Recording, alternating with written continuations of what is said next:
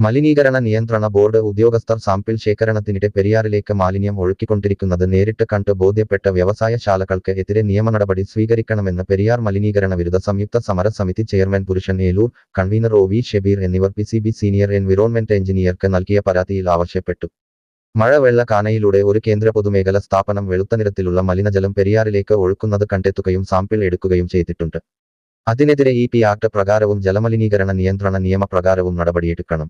മറ്റൊരു പൊതുമേഖല സ്ഥാപനം പുഴയിലേക്ക് ഇറക്കി ഒരു കിണർ സ്ഥാപിക്കുകയും അതിനകത്തു പൈപ്പുകളും അതോടൊപ്പം മഴവെള്ള കാനയിലൂടെയും അനധികൃത കുഴലിലൂടെയും മലിനജലം പുറത്തള്ളുന്നത് ശ്രദ്ധയിൽപ്പെട്ടു.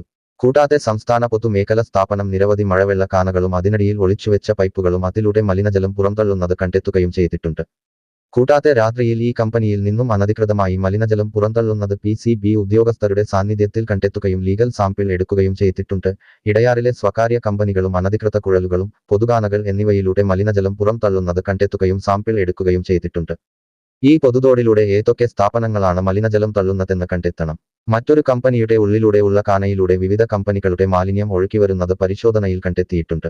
അത് ഏതൊക്കെ കമ്പനികളുടേതാണെന്നു PCB കണ്ടെത്തണം. വേറൊരു കമ്പനിയിൽ നിന്നും പെരിയാറിലേക്ക് സ്ഥാപിച്ചിട്ടുള്ള കാനയിലൂടെ മലിനജലം ഒഴുക്കുന്നത് PCB സാമ്പിൾ ശേഖരിച്ചിട്ടുണ്ട്. കൂടാതെ വിവാദ കമ്പനിയുടെ ഔട്ട്ലെറ്റിലൂടെ ചുവന്ന നിറമുള്ള മലിനജലം പെരിയാറിലേക്ക് പുറം തള്ളിയതടക്കം PCBയുടെ സാന്നിധ്യത്തിൽ കണ്ടെത്തിയിട്ടുണ്ട്. ഇതിനടക്കം ജലമലിനീകരണ നിയന്ത്രണ നിയമം, പരിസ്ഥിതി സംരക്ഷണ നിയമം തുടങ്ങിയ നിയമങ്ങൾ അനുസരിച്ചു മേൽപ്പറഞ്ഞ കമ്പനികൾക്കെതിരെ നടപടി സ്വീകരിക്കാൻ പെരിയാർ മലിനീകരണ വിരുദ്ധ സംയുക്ത സമര സമിതി PCB സീനിയർ എൻവിറോൺമെന്റ് എഞ്ചിനീയർക്ക് നൽകിയ പരാതിയിൽ ആവശ്യപ്പെട്ടു.